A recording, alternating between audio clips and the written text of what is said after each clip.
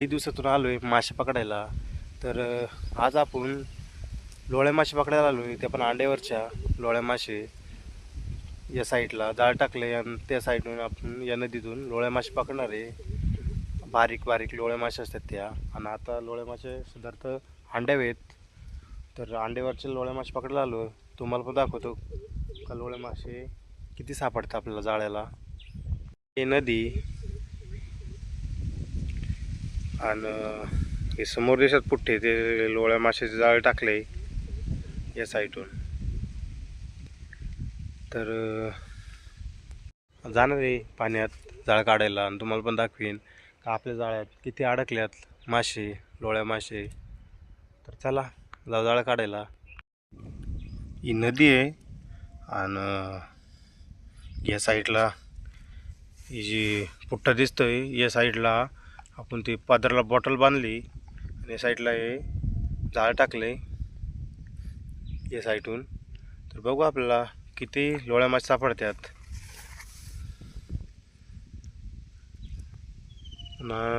पाण्याचं पण वातावरण झालंय.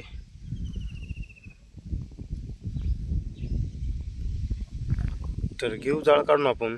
आपल्याला या खालच्या साईडला पण परत टाकणार आहे जाळं. तर ये चाललंय जाळ काढायला. या साईडला जाळ टाकलंय. तर तुम्हाला पण दाखवतो मासे किती आपल्याला सापडतात.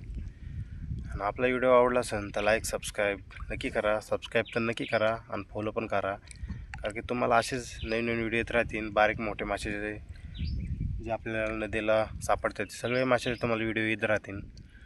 तर लाईक नक्की करा आणि फॉलो पण करा.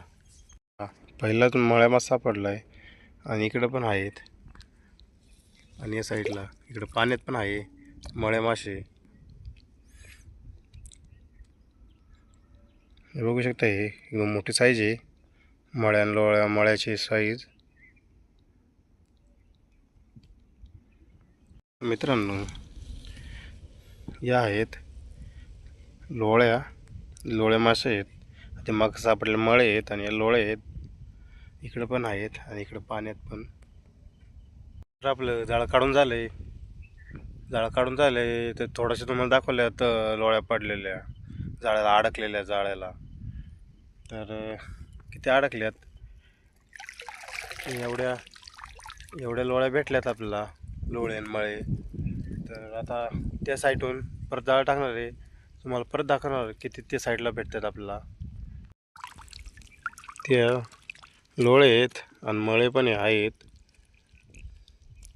ते इतकं सापडल्यात.